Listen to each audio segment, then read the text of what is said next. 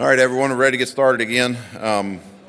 Before we introduce our next speaker, I want to remind everybody that likes to bass fish.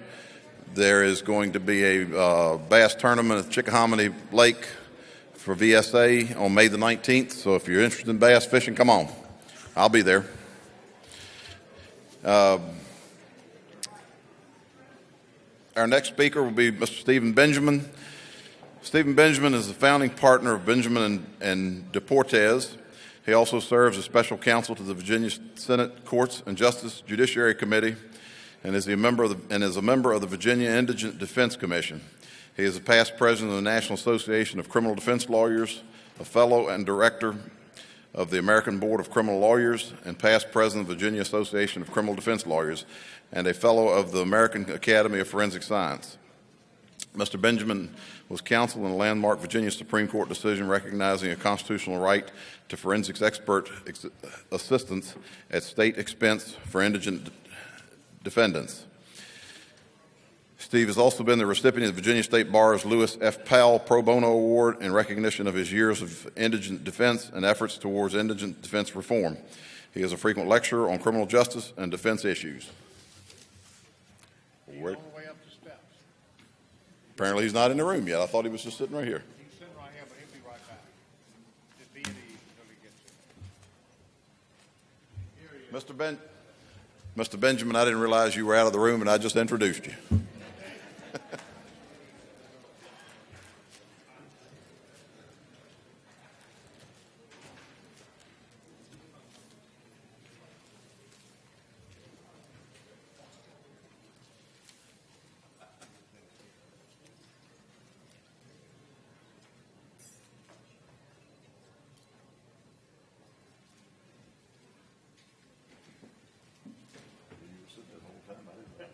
I tried to run out real quick.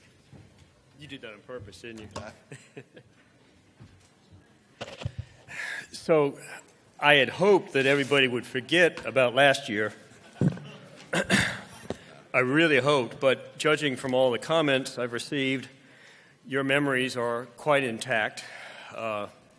So yeah, that's right. Last year I was the guy in the wheelchair and crutches.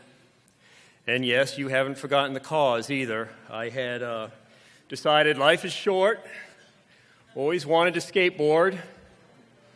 Yeah, And I was good, in a flat parking lot, just going from here to there, back and forth.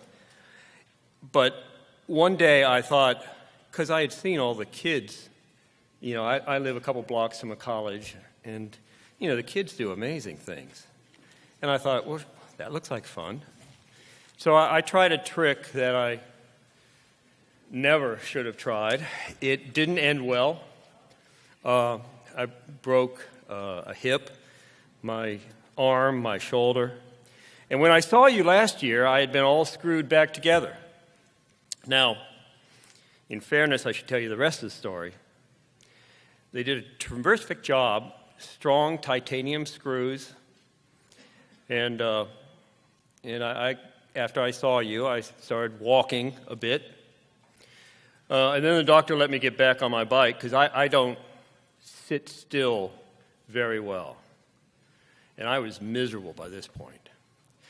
And apparently, I recreated too hard because, and some of you will understand I'm kind of proud of this, I ended up breaking the screws that were holding me together. And so the doctors just basically had to replace everything, and I was walking the next day, and obviously am today. So I can tell you that replacement surgery is fantastic these days. There you go.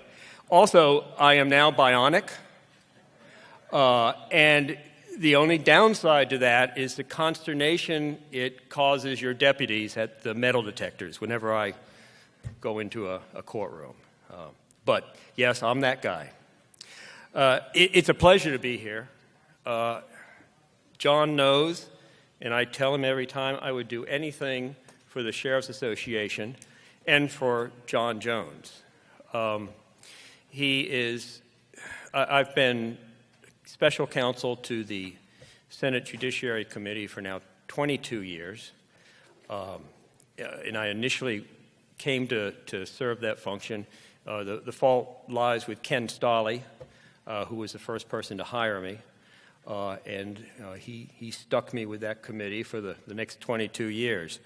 And I've watched John appear for each of those 22 years. And I've got to tell you, there is no more effective and respected voice at the General Assembly than John Jones. And it's not only who he represents, because the sheriffs are, there's not a member who won't do whatever they can to help law enforcement or the sheriffs. And John Jones, I mean, such is his credibility and reputation. And so all he needs to do is ask, and I'm here. Now, whether I can be helpful to you remains to be seen. So please, if you have any questions, I'll try and end early so we can talk about whatever might be on your mind. Last year, John had asked me to talk about enforcement responsibilities because a rash of new laws had been enacted that didn't sit real well in some places and with some people. And so the question was, and this was not only within Virginia, this was a national question. And the question was, to what extent must a sheriff enforce laws that he believes are unconstitutional? And that question has legs to it because the sheriff, the office of the sheriff, is a constitutional position that brings broad autonomy and discretion. And of course, when you are sworn in, you take an oath to support the state and federal constitution. And so when your duty to support the Constitution appears to collide with your duty to enforce the laws, the question that has been discussed nationally is what is a sheriff's responsibility in that situation? Is it to his belief that it's necessary not to enforce the law if it's unconstitutional? And this question has a name. It's called the doctrine of interposition. And the doctrine raises the question of whether the office of the sheriff includes a duty to interpose him or herself whenever anyone tries to diminish or violate individual rights. And some folks have run on the proposition that they are going to be a constitutional sheriff, and with that they mean that they will not enforce laws that they believe are unconstitutional. And so that was the question last year. May a sheriff in Virginia refuse to enforce a law that they believe is unconstitutional? And I think now we can extend that question to, may a sheriff refuse to enforce a court order that they feel is either unconstitutional or impossible to enforce, and perhaps impossible without diminishing or affecting the sheriff's other statutory responsibilities? The answer is no. I mean, let me give you the answer immediately. It is very clear in Virginia that a sheriff must enforce the law and must enforce a court's order regardless. And why do I say that? I mean, as a lawyer, we always revert to the authority for what we say. We don't just make it up. And the authority here, because actually last year I researched this because it was a great question. The answer comes first from the Virginia Constitution that creates the constitutional position of sheriff. The Virginia Constitution says that the duties of a sheriff shall be prescribed by general law, that the duties are subject to legislative control. And indeed, state law is very, very clear that the powers and the duties of the sheriff include require them to perform the duties imposed upon sheriffs by general law, and that a sheriff shall enforce the law or see that it is enforced in the locality from which he is elected. The Virginia Supreme Court has made the same holding. The Virginia Supreme Court has told us that a sheriff is an officer of the court subject to its orders and directions. An AG's opinion from 2001 reached the same conclusion. The sheriff must enforce county ordinances, state laws, orders of the court. It is a mandate, and there are no exceptions. And such a mandate this is, that the mandate, the requirement to enforce the law, extends even for off-duty law enforcement officers. And this has been determined by cases that raise the question of several cases. In several cases, law enforcement officers were working off-duty, in one case as a hotel security guard, and in another case as a mall security guard, and they were assaulted. The defendants were charged with assaulting a law enforcement officer, and of course their defense was, he's a mall security cop. He's a hotel security guy. You know, although he was a law enforcement officer, he was off duty. I was not assaulting a law enforcement officer. But the court's holding, this is again the Virginia Supreme Court, was that an officer's private employment does not relieve him of the responsibility or the authority to maintain the peace, protect property, and enforce the laws of the Commonwealth.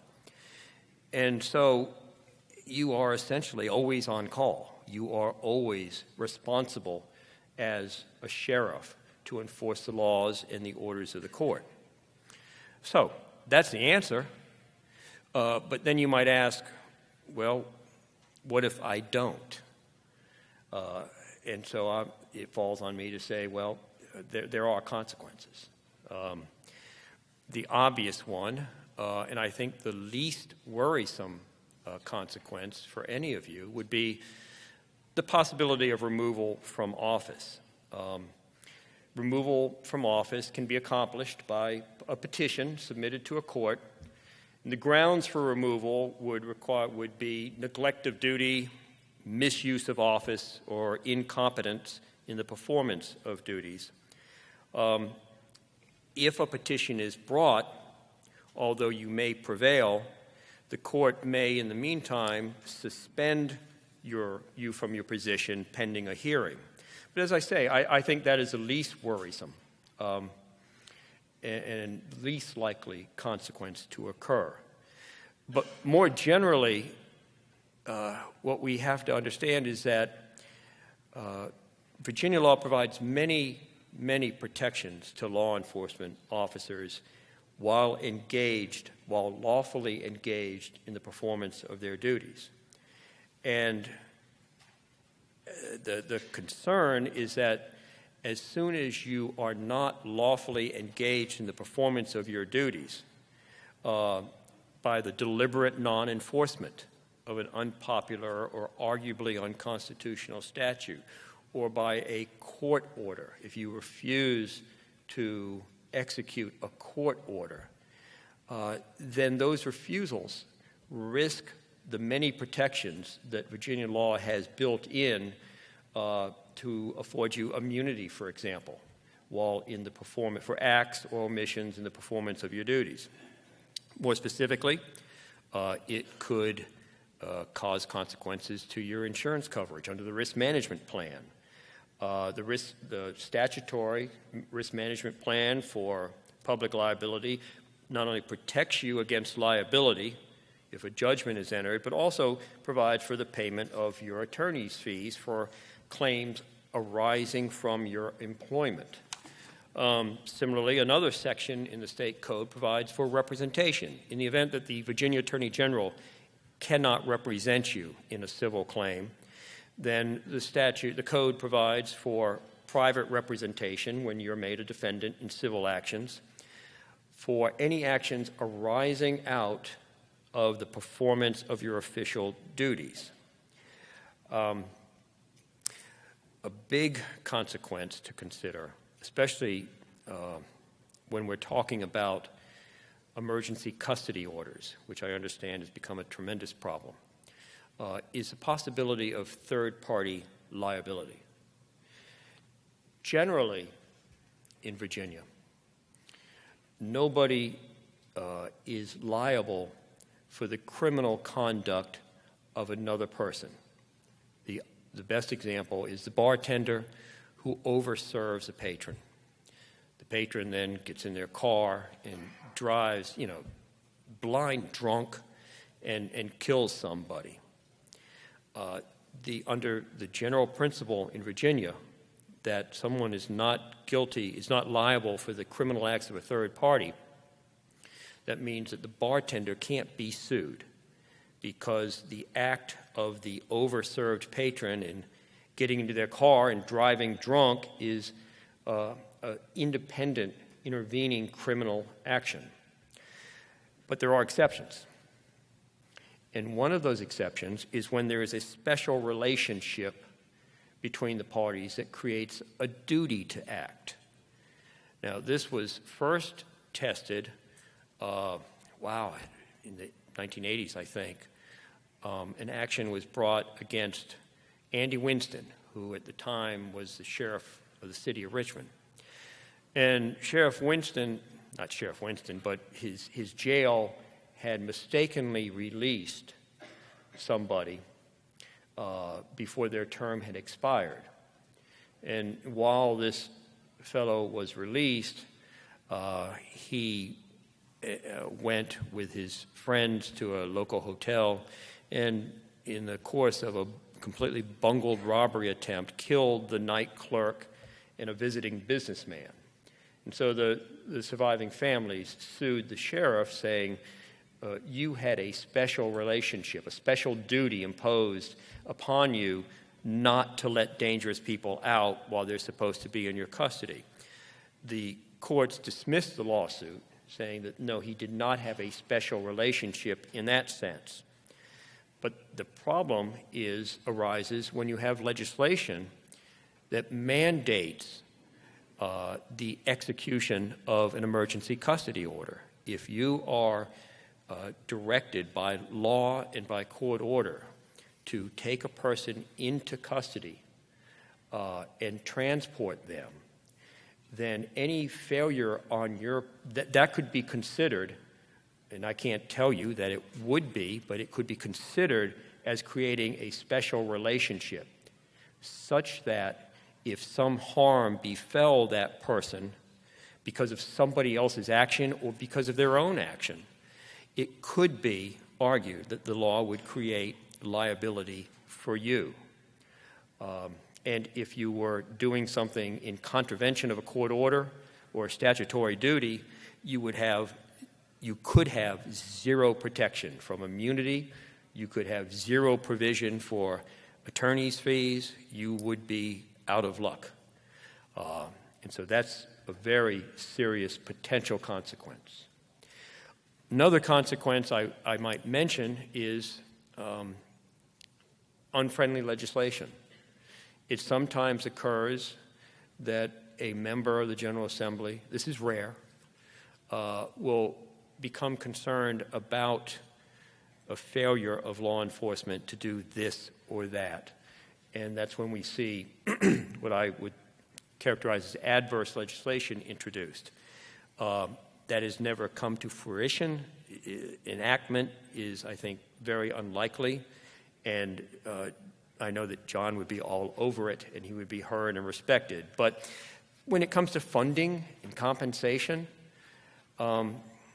failures to do what you are clearly ordered to do would be discussed. I can tell you that much.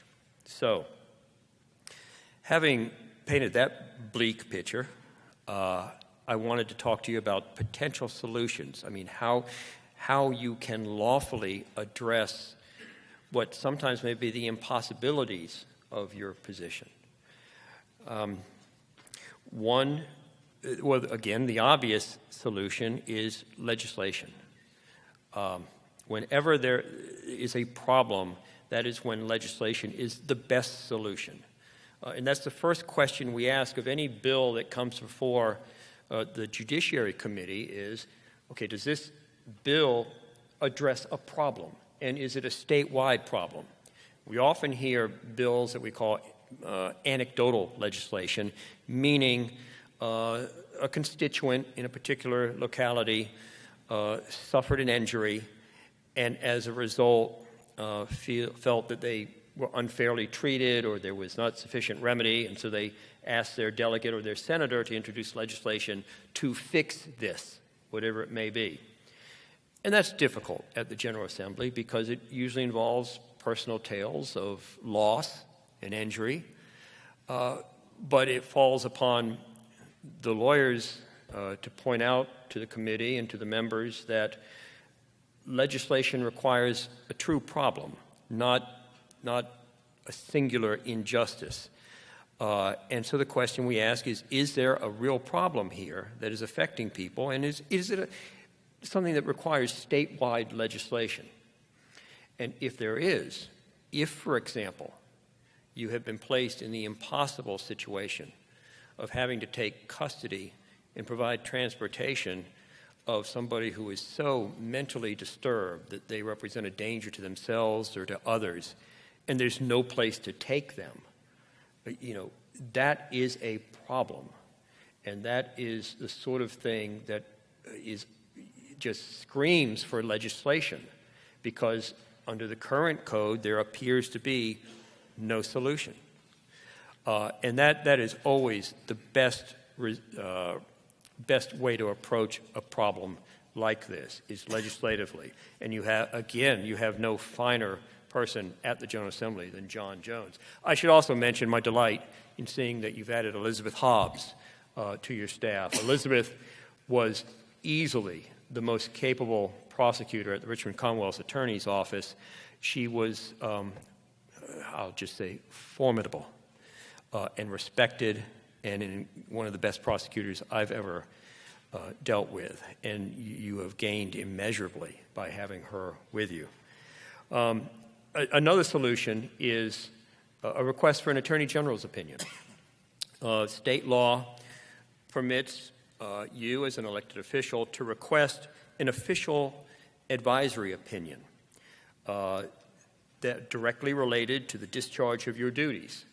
And this is, again, another avenue for you to consider, is requesting an Attorney General's opinion as to, okay, here is my statutory duty, here is why I cannot completely discharge it, and it leaves me and that person who is in my care in an untenable position. What am I to do? Now, that's probably not how you should craft your question to the Attorney General, but that solution, that recourse is available to you, and I would urge you to consider it. When we talk about statutes or laws that are potentially unconstitutional, and this may also extend to orders that are unworkable or impossible to discharge, criminal defendants are in a unique position in that they have every right and opportunity to challenge the constitutionality of a statute. And I raise this to you not because you should go out and promote lawlessness so that a defendant can challenge a statute, but if you are aware that someone feels so strongly that, say, a firearm statute is unconstitutional, that it deprives them or infringes on their Second Amendment rights, if they are willing to be a test case, if they announce to you that they wish to be prosecuted so that they can challenge the constitutionality, then they can come to you, it would seem to me, and ask that you, and admit that they are violating a statute, and ask that you enforce that statute, that you issue a summons so that they can have the opportunity to challenge something. I wouldn't recommend that, but it is certainly a possibility, because we do it all the time. You know, part of my role as a criminal defense attorney, well, actually, part of my role as counsel to the Judiciary Committee is to try to ferret out those provisions that would be unconstitutional on their face or unworkable or unconstitutional in practice.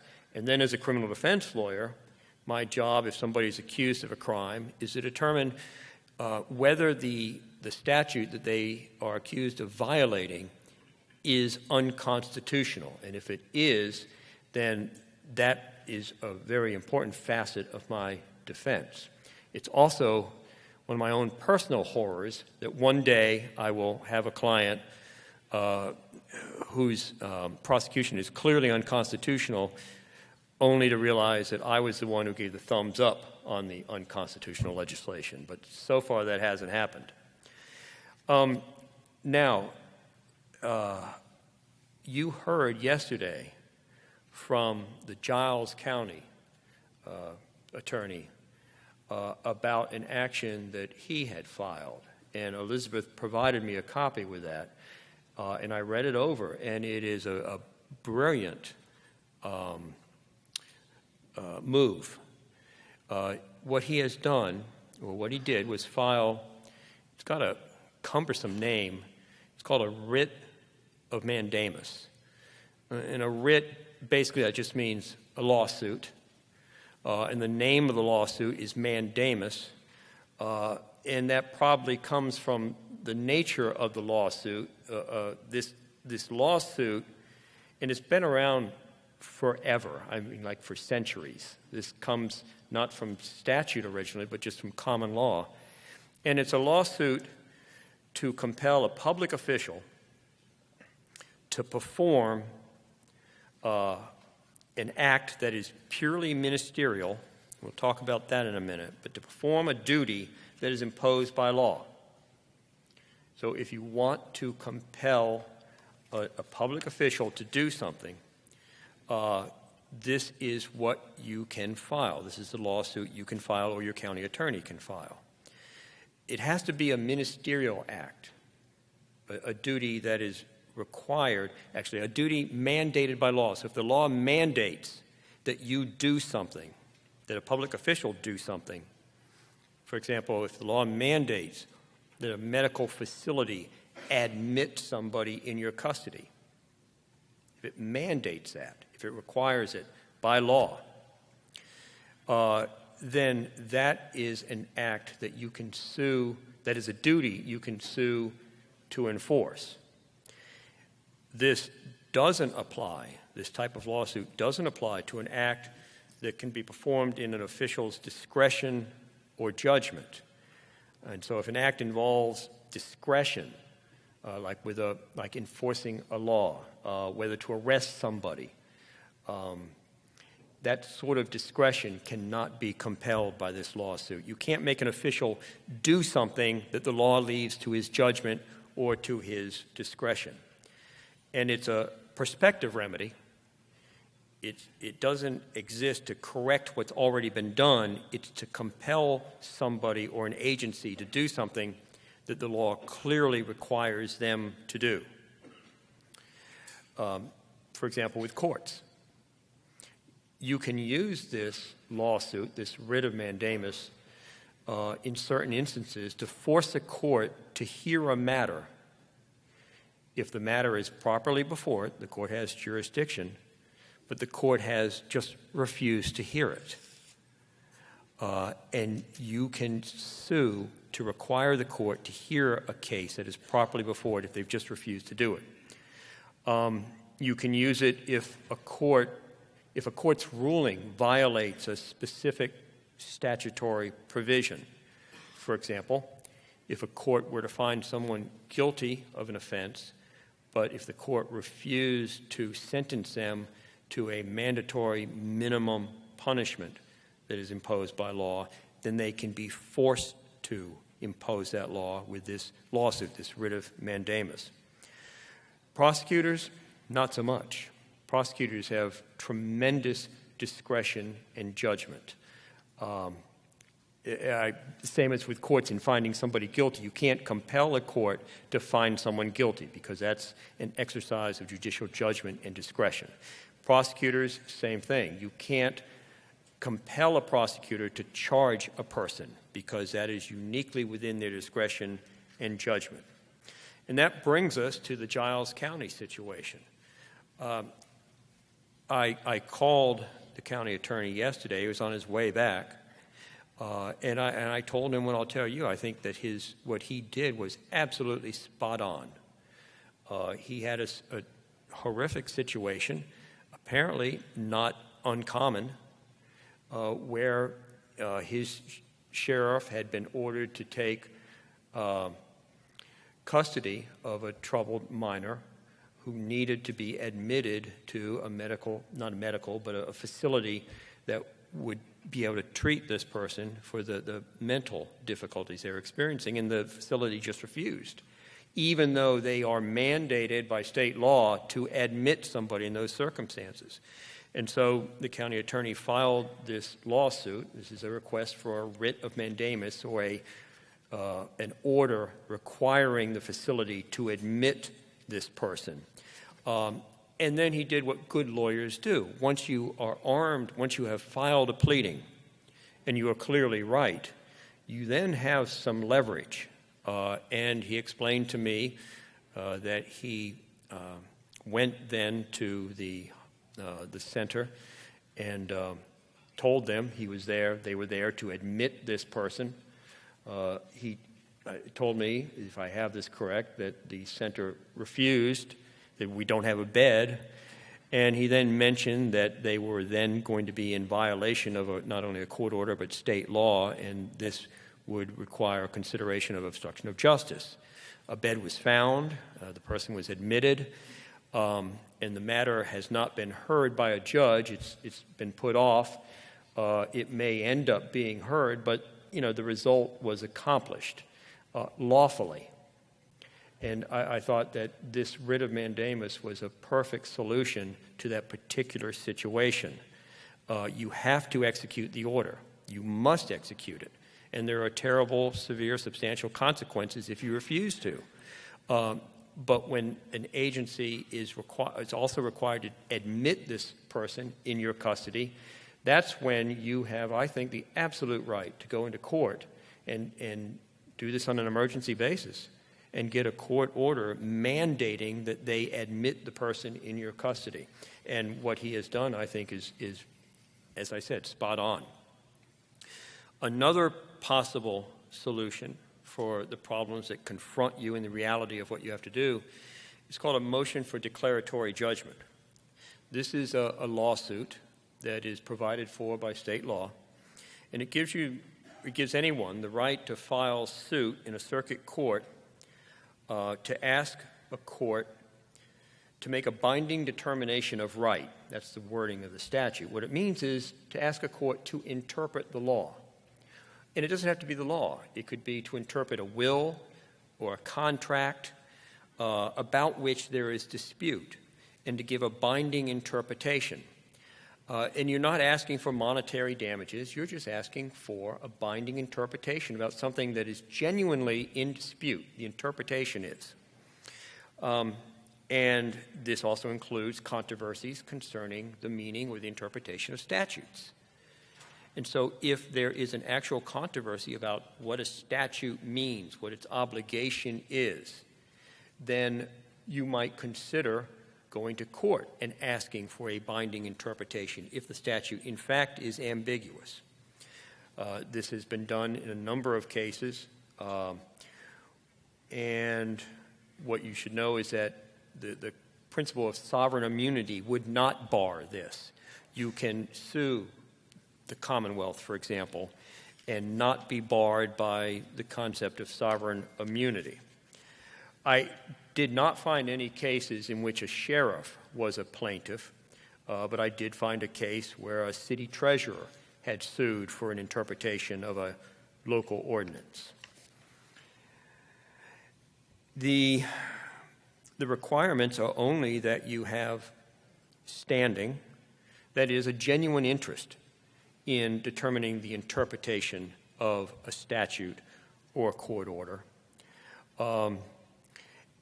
And, for example, a statutory duty. If there's a genuine dispute as to a statutory duty that affects you and it creates a case of actual controversy, then I would think that a sheriff would have standing and the right to bring such a lawsuit, to ask the court for a solution and interpretation and answer to, under this statute, what am I to do? That's my presentation to you today. And I hope you have questions so I can help you a little bit more than that. Yeah. I have a question. In reference to the writ of mandamus, because, we heard this yesterday, and it was really interesting. And then, of course, we talked at length today about EOCs and TDOs. My question to you, sir, first, thank you for being here, as always.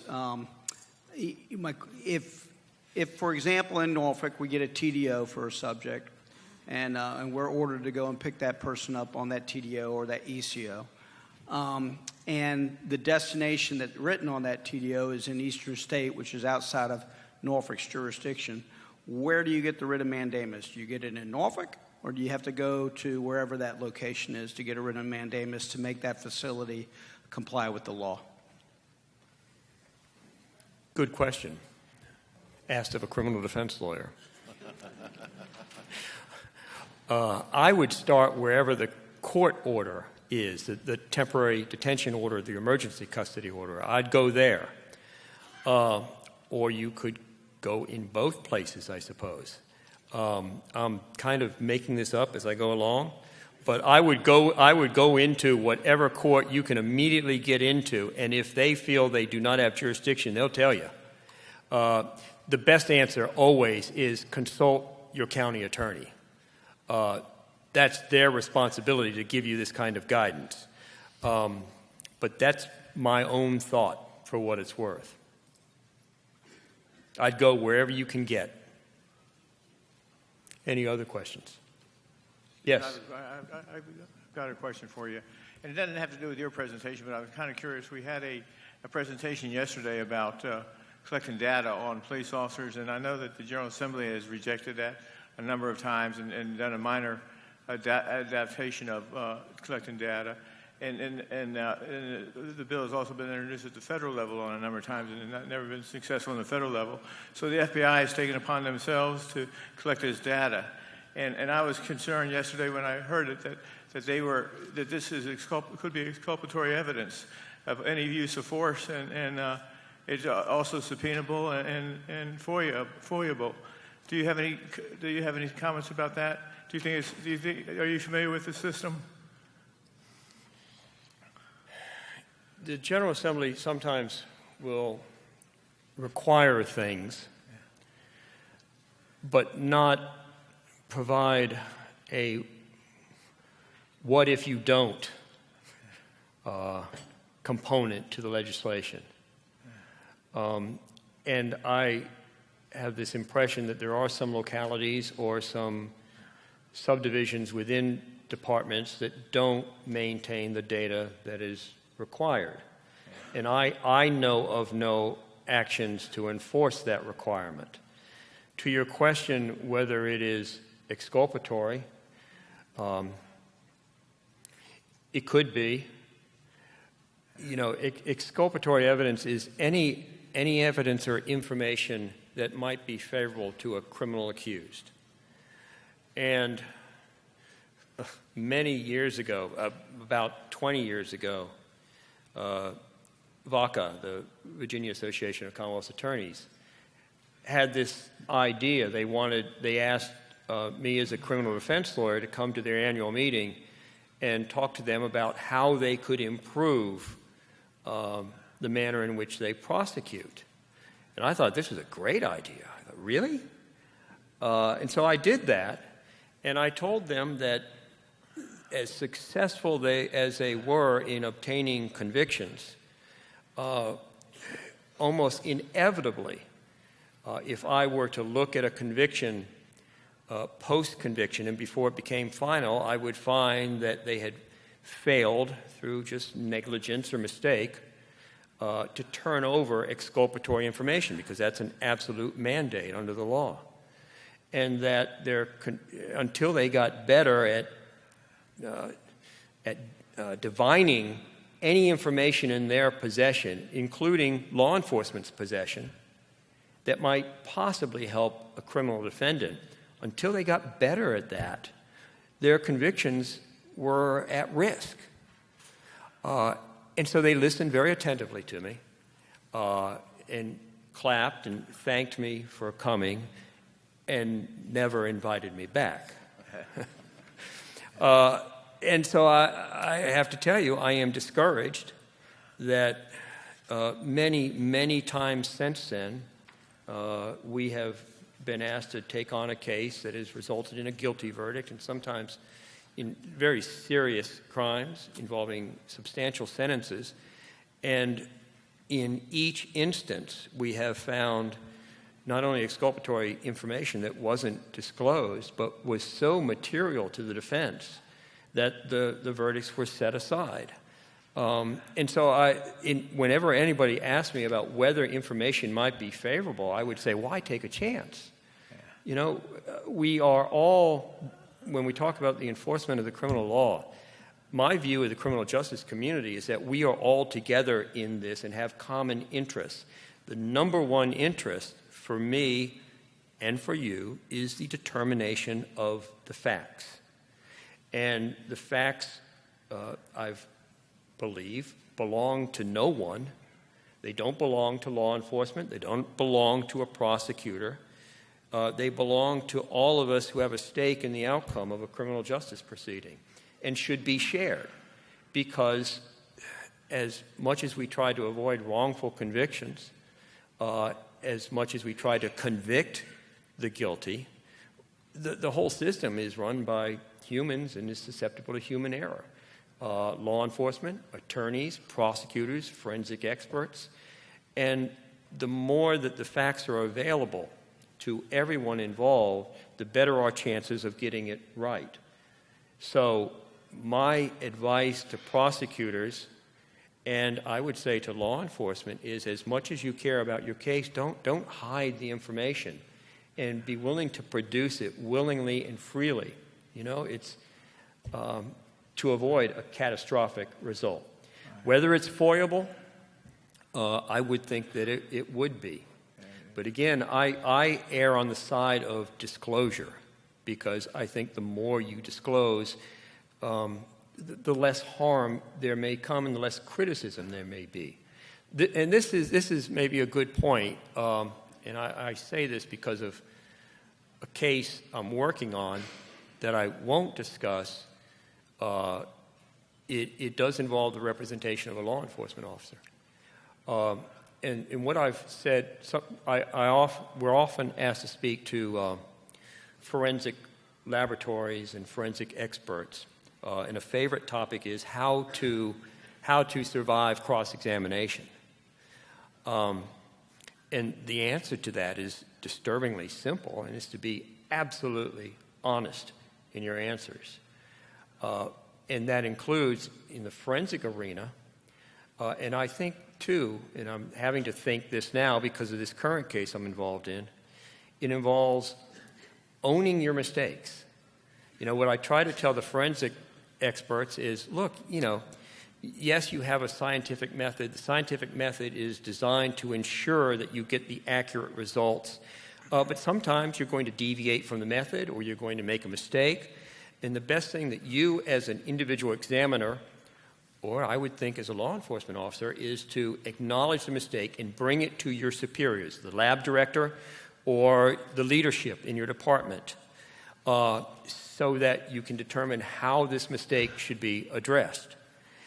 So then, as an individual on the stand, you can say, yes, I made a mistake. You know, there's nothing that will throw off, there's nothing that improves cross-examination better than somebody trying to cover up a mistake. You know, oftentimes criminal defense lawyers have zero to work with. And so we look for mistakes. We look for, maybe fabrication is too harsh a word, but testimony that is not accurate. And that's all we've got to work with. And if an officer or a forensic examiner can say, yes, I made a mistake, and here is what I did as soon as I realized it, I brought it to the attention of those people to whom I should bring it to attention. And then you also want to be able to take the next step, and this is what I say to the lab directors, and I would say to the chiefs and the sheriffs, is make sure your folks understand this, that they will make mistakes, and if they do, they should bring it to your attention so it can be addressed. And not only do you address it and disclose it and be transparent about it so that you don't look more guilty. We always say, and you know this, the cover-up is often worse than the crime. You also want to be able then to say that you took all measures necessary, you implemented all procedures to try to avoid the same mistake being repeated. And if you can respond that way, if you can acknowledge and own a mistake and then say you took all responsible steps to address it, and then your superiors then did a review of your work to make sure you hadn't made similar mistakes and implemented procedures to make sure that this same thing wouldn't happen again, then you're absolutely golden, and the lawyer who's on the other side has nowhere to go. So that might not have been the question you asked, but my answer is disclose. If you're required to collect the data, collect the data. And if it shows a trend that you know will be subject to criticism, then I would think leadership would want to address that trend and ask itself, because if you don't ask, why is this happening? Why are we arresting one population more than another? If you don't ask it of your own folks, then there is going to be an attorney who will ask that. And so you want to have taken proactive action, asked these questions, studied the problem, and come to whatever reasonable solutions you can. That's my answer. Thank you, Steve. If I knew the answer was going to be that long, I wouldn't have asked the question. But yeah, I think that I'd be remiss if I didn't say something about Steve. I came to know Steve when I was the chairman of the Courts of Justice Committee, and I hired him as the counsel to the Courts of Justice Committee. And that's a position where you have to tell no to legislators all the time. So they typically last about 2 years or 3 years.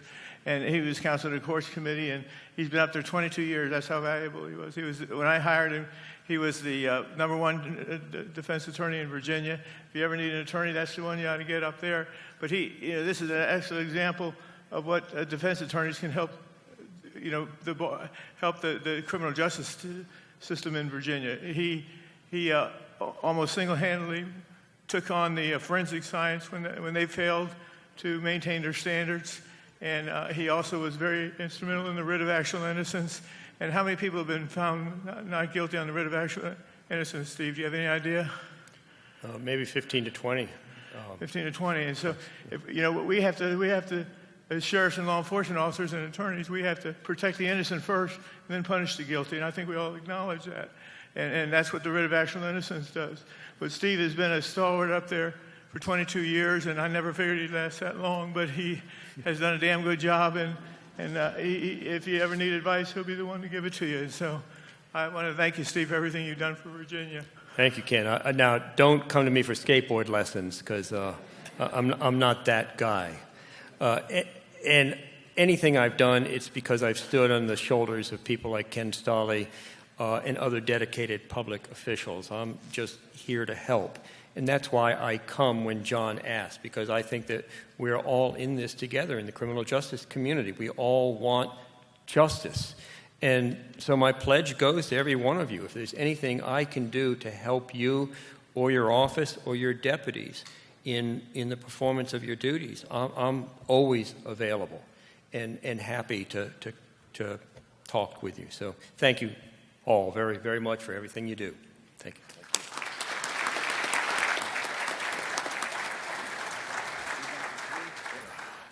Thanks, sir. Oh, of course, thank